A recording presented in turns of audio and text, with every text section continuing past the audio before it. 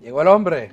Aquí estamos. Bienvenido, Como cada martes, decano. yo creo que es un momento propicio, porque todavía estamos hablando y seguiremos hablando de reforma fiscal, en este caso de la ley de modernización fiscal, y que el presidente de la República, precisamente ayer, con sus declaraciones de que está abierto a la rectificación, a escuchar, a las modificaciones, yo creo que va por la vía correcta.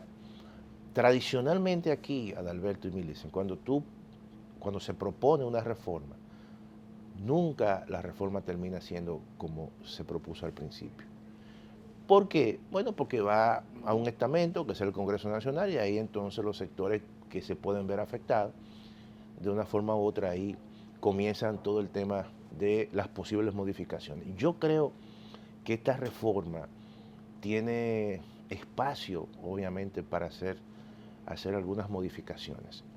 Porque cuando tú la analizas en contexto general, tal y como se ha presentado, la carga en casi un 78% es básicamente, proviene de impuestos que son indirectos.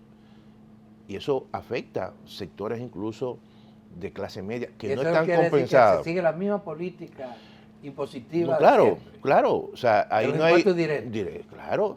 Entonces no hay ningún elemento que te pueda decir a ti, en función de dónde vienen los ingresos, de que es una reforma altamente que va a afectar a las rentas altas. Hay algunos elementos, evidentemente, que se incorporan. Pero, por ejemplo, nosotros siempre hemos sido partidarios de que las exenciones del ITEVIS se mantuvieran en los alimentos, en los medicamentos y en la educación. Siempre hemos tenido esa posición. Ahora, cuando tú amplías la base del ITEVIS y además impulsas hacia el alza, hacia la tasa más alta de un 16 a un 18, y amplía la base, tú estás obviamente afectando productos que no estaban, que son de consumo masivo. Por ejemplo, la batata. O el salchichón, o la sardina, o la avena, por ejemplo. Todo eso son elementos que yo creo que productos, bienes, que de una forma u otra, quizás ampliando un tanto los bienes que son exentos, tú puedes matizar y disminuir esa carga.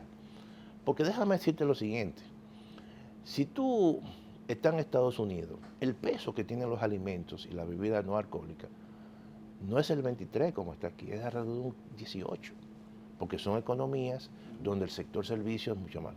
Pero en esta economía, obviamente, donde todavía el peso en la canasta básica de los bienes alimenticios y bebidas no alcohólicas es un 23%, cualquier gravamen en ese grupo va a afectar, obviamente, los bolsillos de la gente. Cuando tú observas de que no es un país donde hay incrementos salariales o se ajustan todos los años, y cuando lo que se logra son ajustes al salario mínimo. Todo eso, de una forma u otra, impacta sectores de clase media. Y digo de clase media porque los sectores de bajos ingresos, de una forma u otra, han estado protegidos con todo el tema de los subsidios sociales, de las transferencias monetarias, del aumento salarial al sueldo mínimo. Entonces, yo creo que en esta propuesta, por poner ese ejemplo y seguir poniendo ejemplos, por ejemplo, las ventas por internet, yo no lo hubiese eliminado. Yo hubiese hecho como hay en otros países, que si tú hacías 10... ¿Cuánto se va a ahorrar el gobierno con eso? ¿Cuánto es el recaudado? 4.000 millones, eso es lo que se ha estimado, proyectado, está incluso como un sacrificio, como un gasto tributario. Pero hay temas que... Pero déjame decirte, Adalberto, yo lo hubiese limitado a 3, 5 o 6 compras, porque son tarjetas vigentes, yo uso mi tarjeta, y eso, hay informaciones disponibles.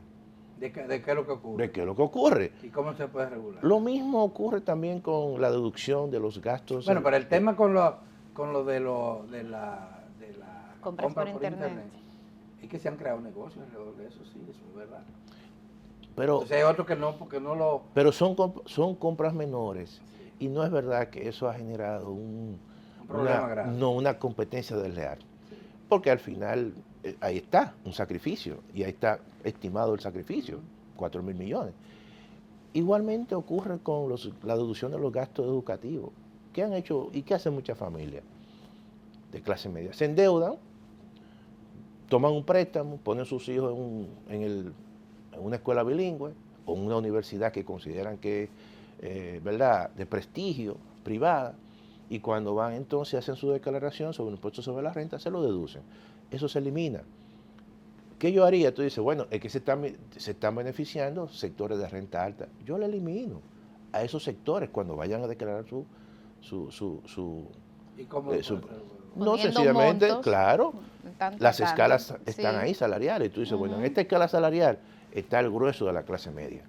Esos son los que se van a beneficiar. Fíjate, no estoy hablando de eliminación, sino de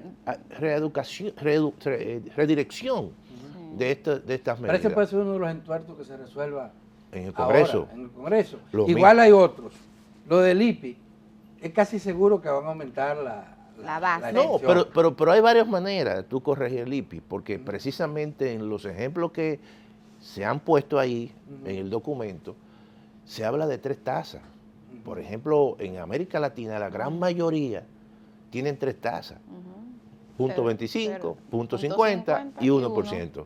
Aquí solamente te dan una opción. Entonces, ¿qué tú haces? Tú dices, espérate, aquellos que tengan más de una vivienda, vivienda que sean suntuosas, entonces tú le pones un 1%, porque la DGI tiene esas informaciones.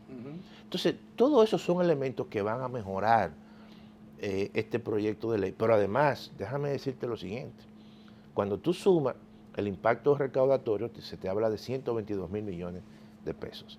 Pero ahí no dice, obviamente, que a través del proceso de racionalización del gasto y de la aplicación de la ley, se van a ahorrar también otro dinero. Es decir, que hay espacio, hay margen. Por eso, hay margen. que hay margen. Entonces yo creo que eso Pero usted va para el Congreso a defender la propuesta que sí, nosotros vamos para allá, y además nosotros quizás en los puntos luminosos que tiene la propuesta. ¿Y hay puntos luminosos? Yo pienso que sí, yo creo que hay un paso de avance con respecto al tema de la simplificación, de la eliminación del anticipo.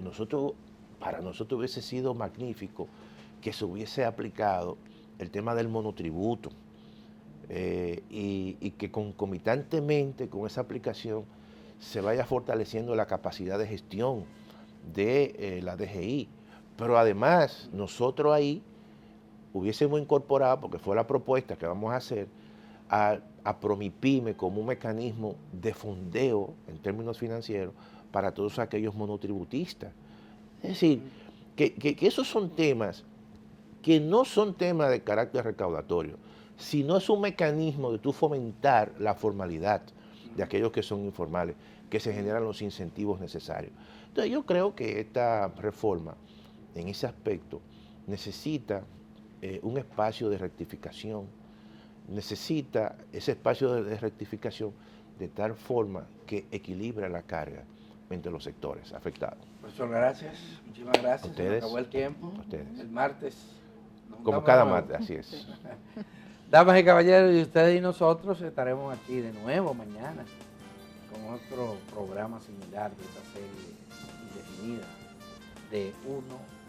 Así que les invitamos a que sintonicen a Teniantillas desde las 7 de la mañana del próximo miércoles.